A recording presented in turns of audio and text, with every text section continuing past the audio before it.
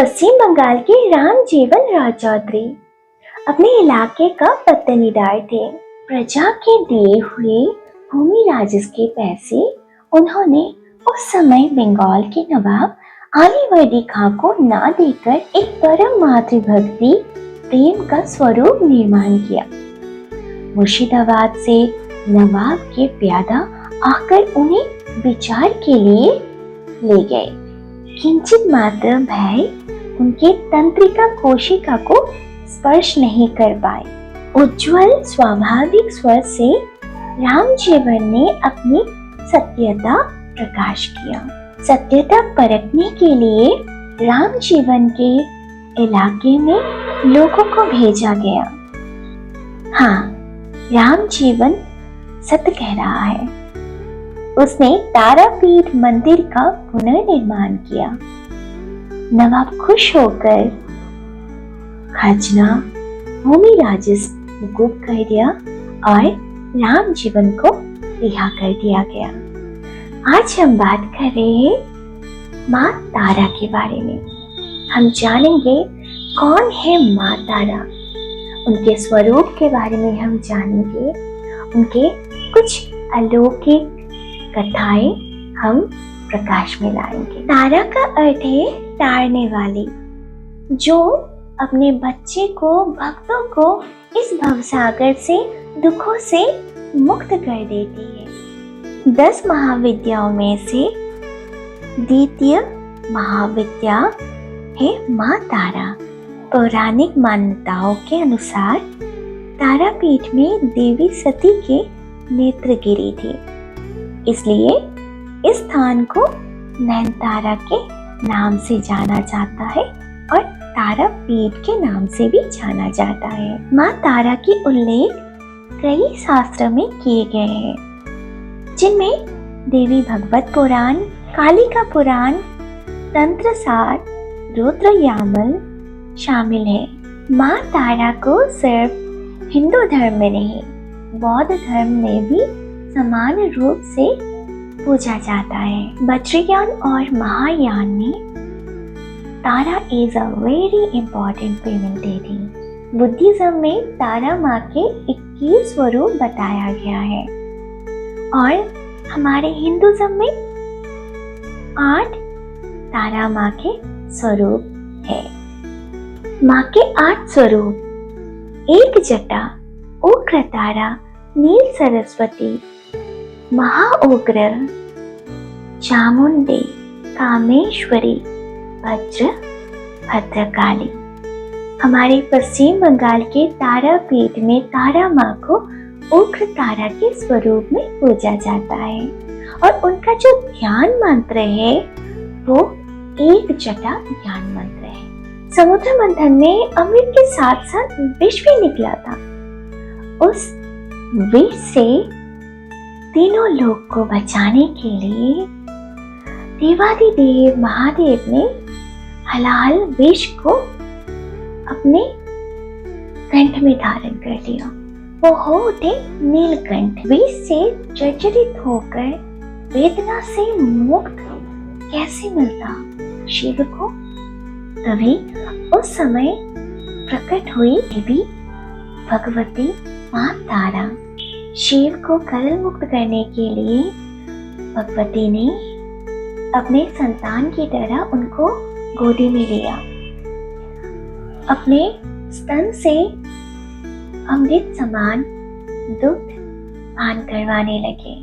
उस अमृत को पीकर महादेव की विष की ज्वाला दूर हो गई। उस समय से देवी को तारिणी कहा जाता है। उन्होंने सिर्फ शिव को नहीं, इस पृथ्वी विश्व को धारण करती है। महामुनि वशिष्ठ विष्णु द्वारा आदेश होकर तारापीठ आए। श्वेत शिमूल वृक्ष के नीचे 3 लाख तारा नाम का जाप किया, साधन लाभ किया। अश्विन माह कोजागरी शुक्ला चतुर्दशी के दिन। चौंकाने वाली बात ये भी है कि जयदत्त मंदिर प्रतिष्ठा की। प्रथम जिस दिन देवी की पूजा हुई वो दिन भी इसी दिन था, कोजागरी शुक्ला चतुर्दशी। आज भी उसी दिन तारा माँ की पूजा की जाती है। साधना से तुष्ट होकर तारा माँ ने वशिष्ठ मुनि को दर्शन दिया और वो ब्रह्मशिला में विलीन हो गई। आज भी वो ब्रह्ममयी शिला तारापीठ में है। उस ब्रह्ममयी शिला को दर्शन करना या उसे छूना साधारण व्यक्ति के लिए निषिद्ध है। तारापीठ में हम जो स्वरूप देखते हैं, असल में वो स्वरूप नहीं है, वो एक श्रृंगार है। रूप का एक मुखमंडल है, श्रृंगार है, राज वेश है। ब्रह्ममयी शिला के स्वरूप में माँ अपने संतान रूपी शिव को दुग्ध पान करवाती हुई नजर आती है। प्रत्यालीन पदाम घोर मुंड माला विभूषिताम। देवी के वाम पर अग्रवर्ती, दक्षिण पर पश्चातवर्ती है। वो लीलामयी है, क्षण क्षण में पद परिवर्तन करती है। मुखमंडल भयंकर है, वो अत्यंत भयंकरी है। मुंडमाला से शोभित है, अलंकृत है। देवी के मस्तक पंच कपालों से शोभित है। नव यौवन संपन्न है देवी। नीलोत्पल, अल्टीमेट ट्रूथ, विजडम, महाप्रज्ञा को दर्शाती है। उन्नत स्तन, मंडल और नूतन मेघ के समान कांति वाली है। चिता के ऊपर जल रहे शव पर आरूढ़ है। देवी तारा घोर नील वर्ण की है। मानव कपाल की माला धारण किए हुए है। वो छोटे कद की है। कहीं कहीं देवी अपनी लज्जा निवारण करने के लिए व्याघ्र चर्म धारण करती है। उनके आभूषण है योग प्रतीक सर्प। जीभ ललायत है। पूरे शरीर में सर्प लिपटे हुए हैं। सर्प के आकार में एलोकेश है वो। 4 हाथों से युक्त है। नील कमल, खप्पर, कैंची या तलवार धारण करती है। जहां सर्वखन चिता जलती रहती है। हड्डियां, खोपड़ी इधर उधर फैले हुए हैं, बिखरे हुए हैं। कुत्ते, गिद्ध, शियार, हिंसक जीव उनके चारों ओर देखे जाते हैं। सर्वप्रथम वशिष्ठ मुनि ने देवी तारा की आराधना की थी। परिणाम स्वरूप देवी वशिष्ठ आराधिता के नाम से भी जानी जाती है। बिना शक्ति के शिव शव के ही समान है, चैतन्यहीन है। देवी की कृपा लाभ से ही देह पर प्राण रहते हैं। अक्षोभ्य शिव भैरव उनके जटा में विराजमान है। माँ की लीला अपरंपार है। अलौकिक कथाओं के भंडार में से जयदत्त की कहानी आज मैं आप लोगों को सुनाती हूँ। आज से लगभग 800 साल पहले बीरभूम के रत्नागर निवासी थे। एक बार वो वाणिज्य से प्रभुत संपर्क अर्थ लाभ करके घर लौट रहे थे। आते समय असुस्थता के कारण उनके प्राणाधिक पुत्र का मृत्यु हो गया। उन्होंने स्थिर किया घर लौटते ही पुत्र का अंत्येष्टि करेंगे। गोधूली बेला, संध्या बस होने वाली है। रात्रि में विश्राम लेंगे। चलते चलते एक विशाल जंगल के पास आ गए। उस जगह का नाम है चंडीपुर। रात भर जयदत्त जगे रहे, आंखों में नींद नहीं है। पास में है वो मृतदेह पुत्र का। उस समय तारा माँ एक कुमारी रूप में उस नाव के पास आकर खड़ी हो गई। अपूर्व सुंदरी लड़की जयदत्त से पूछा, ओ बादशाह, এত নৌকা ঘুরে কি নিয়ে চলেছ গো? मतलब, ओ सुनो, इस नाव में क्या भर के लेकर जा रहे हो? पुत्र वियोग में जयदत्त का मन भारा पड़ था। वो रुष्ट कंठ स्वर से जवाब दिया, छाया छे, मतलब भस्म है। वो बात सुनकर लड़की ने कहा, अच्छा, तो चली गई। कुछ क्षण बाद जयदत्त ने देखा नाव में वाणिज्य सामग्री भस्म में विकसित हो गया है।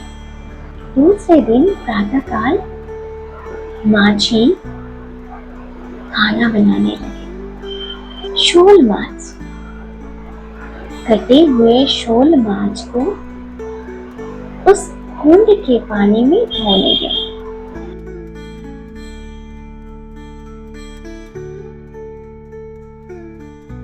आश्चर्य की बात है, जल के स्पर्श से ही वो मछली जीवित हो उठी। माझी दौड़ के आया, जयदत्त से कहा। जयदत्त को रात की बात याद आ गई, उस कुमारी लड़की की बात। पुत्र शोक में कातर होकर उन्होंने बार बार कहा, माँ को देखा दे, माँ दर्शन दे। কে তোর মা গো, আমাকে এমন পরীক্ষা করে দিলি? माँ तू कौन है जो मेरी परीक्षा लेकर गई? আমাকে ক্ষমা কর মা, আমার সন্তানকে বাঁচিয়ে दे, मुझे क्षमा कर, मेरे संतान को लौटा दे, जीवित कर दे। उसी दिन रात में सपने में वो फिर आई।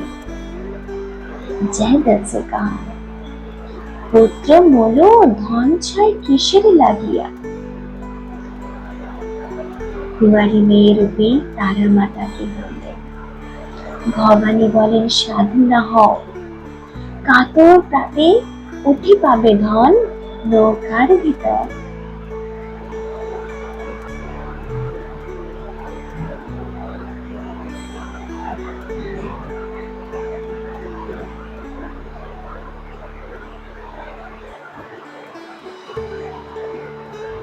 जयदत्त ने मृत पुत्र के शरीर को वशिष्ठ कुंड का जल स्पर्श करवाया।